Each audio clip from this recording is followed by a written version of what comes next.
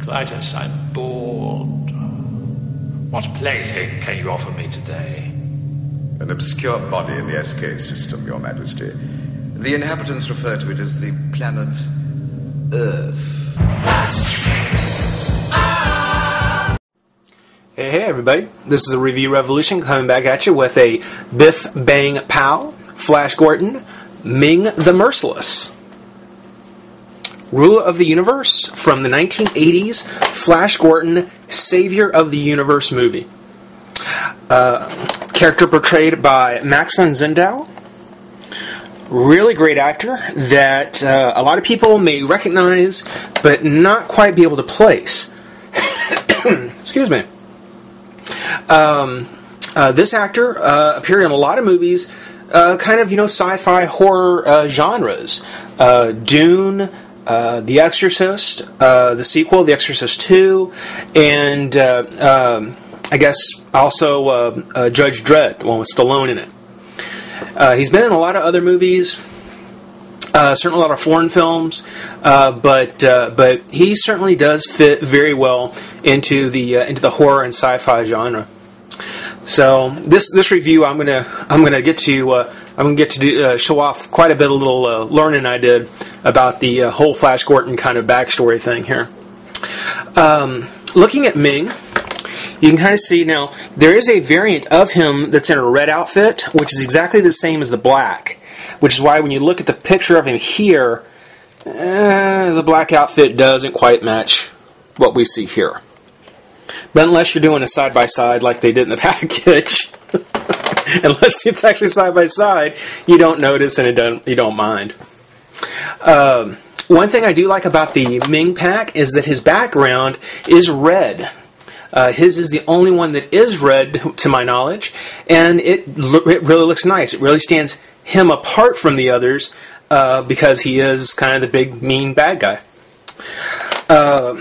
Now, the interpretation, the sculpt on the figure, really great. I mean, just like Flash, you can see where they really took quite a bit of time to make him and Flash look pretty much exactly the way they did in the movies. Prince Baron does look very close as well as Clytus, though I've already kind of talked about that figure and some of the things they could have done to improve it. Now, one thing that I did find is that the movie, Flash Gordon, Savior of the Universe, really is a spin-off of the 1940s serials Flash Gordon Conquerors of the Universe. So it's kind of a throwback to that old black and white serial. Excuse me.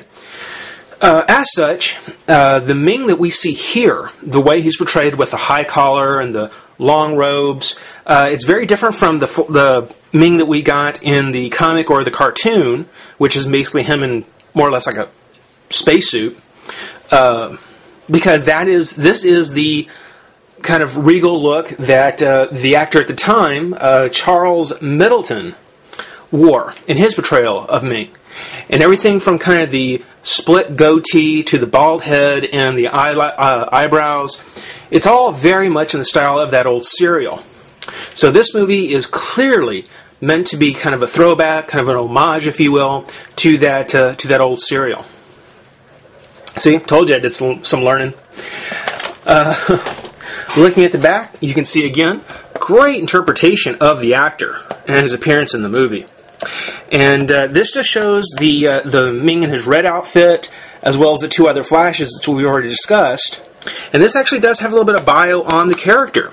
Nothing we don't already know. Ming the Merciless, Emperor Ming, let's see, evil ruler of planet Mungo, and the main villain in the 1980s movie Flash Gordon, unleashes a series of natural disasters upon Earth, but Ming plans to destroy the planet are thwarted by Flash Gordon, an American football star who travels to Mungo to challenge the tyrant's rule.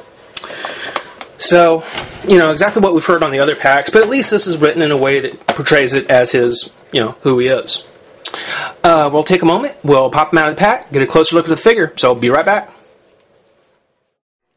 Alright, well, now we've got Ming out of the pack, which I didn't point this out earlier, but just like the Flash Gordon, Ming is the only other figure that has come in a clamshell.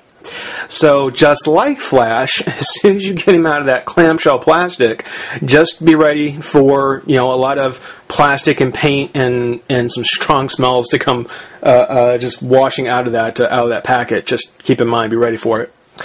But looking at the figure, I have to say, really nice. On top of the fact that the head sculpt, the face sculpt, is so well done. It really does capture the character from the movie. You can really tell the actor, and you get the character. You get the character lost in the actor, but still be able to recognize who you're looking at. It's great. The sculpt on his beard and his mustache is very nice. Throughout the movie, the costumes were very elaborate. I think there were some nominations for best costumes out of the movie, and they did a good job on recreating them here. Got the glitter and the starburst and in the collar. Got the same starburst in the front. Nice design on the belt, and then the stars on the I guess the skirt basically.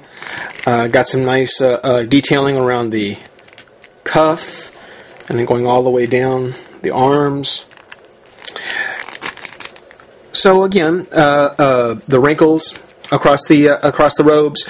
So again, just sculpt-wise, really, really nice. Very well done. I certainly appreciate what they've done here. As far as articulation goes, I have to say, Ming is a lot more like what I expected a movie figure to be like. Or at least what I expected the movie figures to be like in this line. As such, his head pivots with the entire collar. He has a pivot at the waist, which is rather unexpected. And then he has a hinge elbow. But because of the way his sleeves are, there's only two explanations. Either he's meant to be posed like that permanently, or you can put him in another pose and just tell people he likes his robes heavily starched around the arms.